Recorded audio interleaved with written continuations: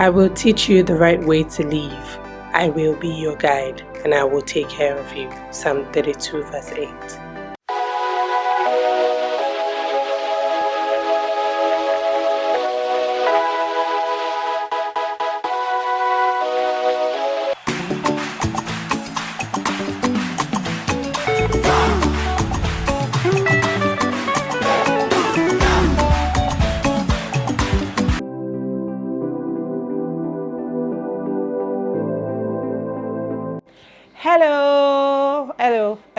Hello.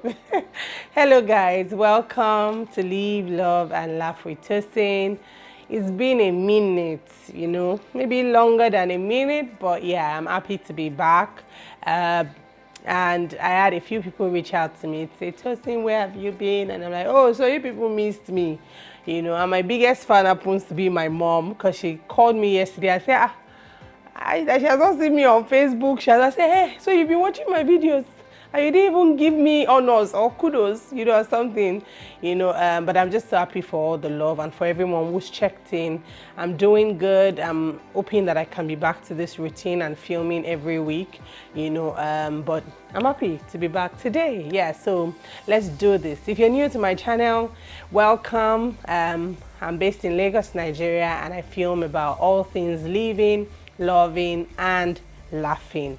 And please subscribe. If you've not subscribed, this is the time to. So don't even wait to the end. It costs the same thing, free at the beginning or at the end. So just subscribe now. Yeah. Okay. So today I'll be talking about the 5 most important conversations, in my opinion, the 5 conversations I think that everyone should have before saying I do.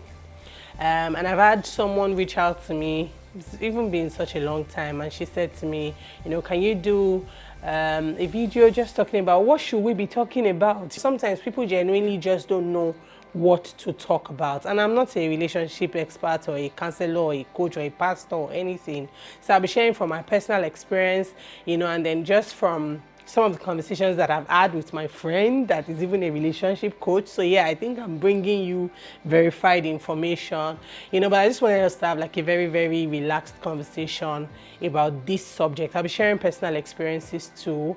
And this is the time to just grab your popcorn and just relax as we get right into this video. Yeah. So the first conversation that I think that is important to have, before saying I do, conversations around money, around finance. They normally say that some of the biggest destroyers of marriage are issues of money, of course sex, incompatibility, and all of those things. But I feel like money tops it for many relationships. Like it can be a huge problem. Sometimes people don't even like to have conversations around money, and I think that this is one of those conversations that you don't need to have on the first date. And that's why this video is not for someone that is just dating around. It's for someone that is in a serious relationship and they want to have like very candid and important conversations. And you want to talk about money. You want to create scenarios and talk to the person about what do they think about tithing? What do they think about giving? What do they think about investment? What do they think about savings? What are their money mindsets? What are their money goals? What are their expectations? What kind of financial obligations are they open to with their money? Is it that guy that thinks that his money is his money and your money is your money? You need to have those kinds of conversation, and it's a conversation that you of course need to tread carefully when having. It's not that conversation that you want to sit on the person's head and you're like, you need to give me direct answers now. No, it's that conversation where you are listening in between the lines and you just want to get an idea of how they treat money. For some people, of course, they treat money like it's their God. Like it's a big deal. If they tell you he can sacrifice you for money, it's that deep. But for other people, they look at money as an instrument. They look at money as, as a means of exchange of value.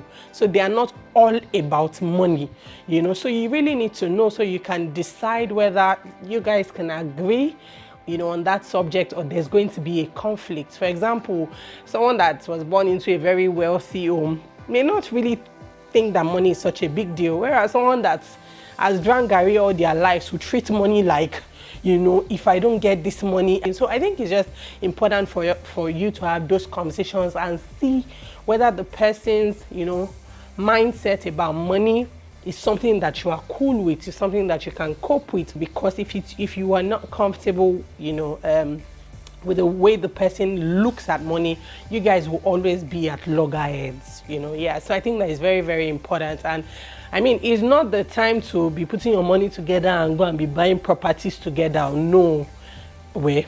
That's my opinion.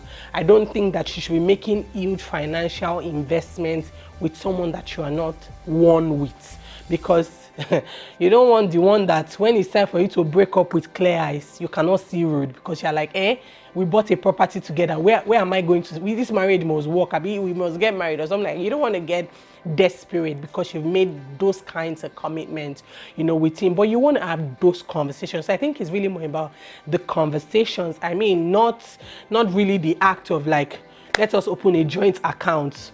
You know, let us, not at that level. It's just conversations that you want to have and you want to listen in. The next important conversation that I think that, you know, everyone should have before saying I do are conversations around your values, you know, your religion or spirituality, you know, your belief system, your principles, your watchword, your creed, your ideology, just all of those things. What are those things that are important to you? It's just to know where the person's mind is at about some of these issues. For example, you know that there's been a lot of, you know, hype about moving to Canada and all of that. Some men feel like, you know what, let my wife just get away and I will just be in Nigeria. Shebi is about money. I'll send money to you, you know, and then you'll be fine. But if you are that person that you love family, you want to be together with your children, that was your dream, you know, you guys would have a conflict because you won't understand why he's thinking about it like that. It's going to be a big deal. All of these conversations are not always like direct conversations. It's not every time that you go like, sir, good afternoon, what do you think about family planning, or what do you think about? No, sometimes it's just like painting scenarios like, now wow, you know, you heard this kind of thing, just to get what his response is about some of those kinds of things. So you need to talk about your values. You want to see whether there are similarities or there are common grounds as to what is a deal breaker or what is not. You know, someone else will be like, I will beat my children, and the other person, you'll just be surprised, and the other person will be like, I would not, you cannot beat my child. And you're like, hey, oh no, okay. You know, you want to make sure that you guys have, you know, those kind of conversations cutting across different areas of life. So the next conversation that I think is very important, you know, for an intending couple to have, you know, before saying I do, are conversations around gender roles. This one is deep. It's important to have those conversations about, you know, what are the expectations about who does what and how, you know, for example, in the marriage, because some of those roles are seemingly obvious, but because we are raised differently, you know, it may differ. Traditionally, we've been preconditioned to assume certain roles naturally. You know, some people just feel like as the woman, you take care of the house, that is your job.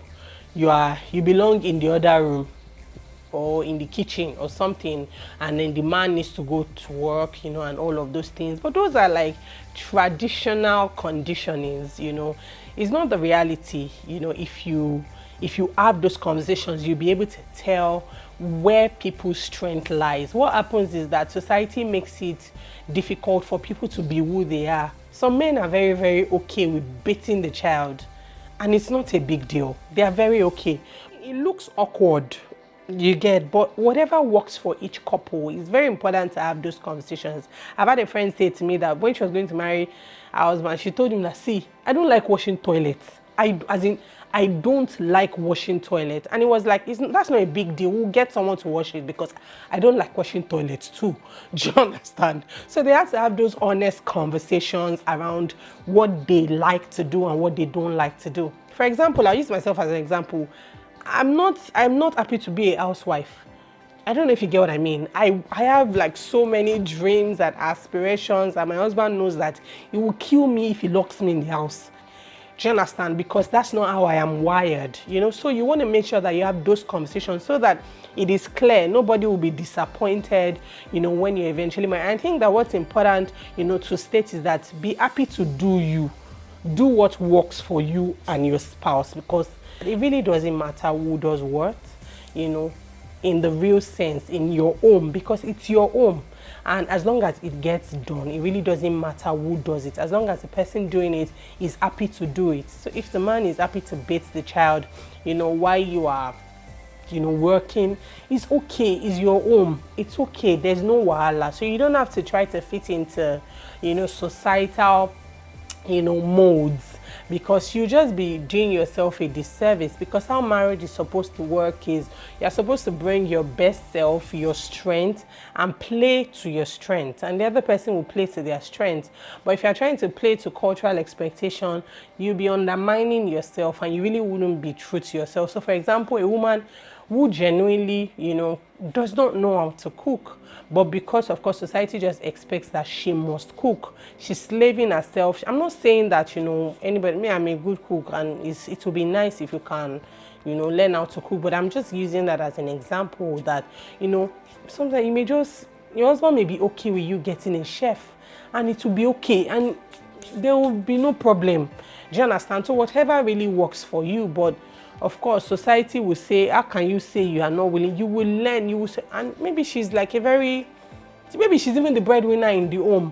Will she now leave work and be cooking? Is it not food? It's not for people to eat, you know? So it's just good to have those conversations to make sure that nobody is disappointed and that everyone, you know, there are no assumptions really. So that's really it about gender roles. The next conversation to have, you know, is conversation around your purpose. And the truth is, no one ever has it figured out, you know, sometimes 100% completely, but the little that you know, you can actually share with your intending spouse, you know, about what your heart pulls at, you know, about where you see yourself, what you see yourself doing, you know, what your dreams are, what your ambitions are, about career, about life, about ministry, about family, just all of those things that you want to accomplish. You guys can discuss it as, you know, a 10-year plan. Like, where do you see yourself in another 10 years? You know, what would you like to be doing, you know, and all of those. Just have those conversations, because it can be a very serious issue when someone planned for something and gets another thing. The truth is, you need to have this conversation as flexible and as relaxed as possible. Many people don't like to talk about the future just yet. They're just like, can we just take this thing one day at a time? But at the same time, I've heard of cases where people got disappointed because that's not what they signed up for. When you married me, I was just that girl that was working as a sales girl. Or let me even use the guy. When you married him, it was just that guy working in sales guy. And I told you year 3 that God called him. He now wants to be a pastor. Man, I don't want to be a pastor's wife. That was not the arrangement, you know. And I don't mean to use that. It doesn't mean that pastors are bad or anything like that. But a lot of girls need to know if God is going to call you. You know, something like that. Sometimes there's always that seed of purpose already in you, maybe not fully formed, but you can at least have an idea of, this is what I think that I will be doing. We may never be right 100% of the time. What we thought we were going to be doing may not be what we would eventually be doing, but at least some of those things that, you know, shapes you. Sometimes the purpose is central. It may be expressed differently, but at least the person would have an idea that, it's okay. I'm happy to go your way. I'm happy to nurture you. For example, I've had conversations, you know, about running an NGO. I mean, I didn't have a conversation particularly about running an NGO, but from when my husband met me, he knew that I was just passionate about, you know, humanitarian service, giving back, helping the needy, and all of that. So it's not a surprise that I'm doing that today to him, and he had signed up for this. So right now, if you come to my house and my house is filled with donations, you know, for the NGO, it's not such a problem, because he had an idea that this is what I'll be doing with my life. But someone else would have been like, man, madam, you cannot store donations in my house. You know, we don't do that here. What would you do? There's nothing you will not divorce him now because, you know, because you didn't say it. He too was not planning for it. So you need to have those honest conversations, you know, about you know, where you see yourself, you know, years from now, what your dreams, what your aspirations are. And it's not a carry your paper, oh yeah, sit down and tell me your purpose. Not that kind of conversation. Just relaxed, you know, just talking about those things. You know, they may change, but it's good to at least have those basic conversations. So finally, you know, one conversation that I think that's so important to have, you know, is conversations around in-laws and third party. What role your significant other plays in the life of his family or his siblings or his, you know, just his relatives generally. Some people are, for example, they are the firstborn, they have like 6 siblings. You know that they may need to come to your house at some point. Make sure that you have those conversations around whether you are able to tolerate, you know, your relatives, which you should be able to, but I don't want to make an assumption for you because we are different. Some people cannot tolerate. So you need to have that conversation and say, see, nobody can live with us or something like that. If that's how it works for you, I'm happy, you know, to have my relatives around me. That's not a problem. But you need to have those kinds of conversations, you know, with whoever it is that you are, you know, going to be married to. You just want to know what his views are about his mom. For some people, man, their mom is like an idol. So you know that after you talk to him, it has not been concluded. He needs to take it to his mom for final approval. You need to know from start whether you are okay with marrying a mommy's boy or not. So you really just want to know what the person, you know, thinks about his family, you know, how the person views in-law relationships, how the person even checks on your own family members, you know, and how if he thinks that they are important too, you know, even third party, what this person views about maybe his best friend. If he thinks that his best friend is his best friend and you are his wife, you know, some of those conversations you must have, because in marriage, you must move to the position of best friend, you know. But of course, the caveat here is that some of those things are flexible. Sometimes people will give you you can have those conversations. Like I can remember me and my husband saying that nobody will stay with us. Stayed, where, you know, but that's not the reality now. The truth is, where is that having children? You just be like, even if someone knocks your house to come and deliver a parcel, you say, can you hold this child for me for 1 minute? Thanks. I'll be back. You know, so sometimes those things may not go the way that you've always planned, but it's important to at least have that conversation so that nobody is shocked, you know, finally, because those are things that happen and people are like, I didn't plan for this, you know. So again, let me just end by saying that, like I said, I'm not a relationship expert and I really cannot even cover everything, you know, in this video. I'm happy for you to share in the comment section, you know, what else you think that is important for couple and intending couple to talk about, or what else you would like me to film about on this, you know, on this channel. But I wanted to keep this video as short, as concise as possible, and I hope that you've enjoyed watching. I can't wait to read from you, and until I come your way, thank you for watching. Don't forget to subscribe and remember to live, to love, and to laugh. Bye for now.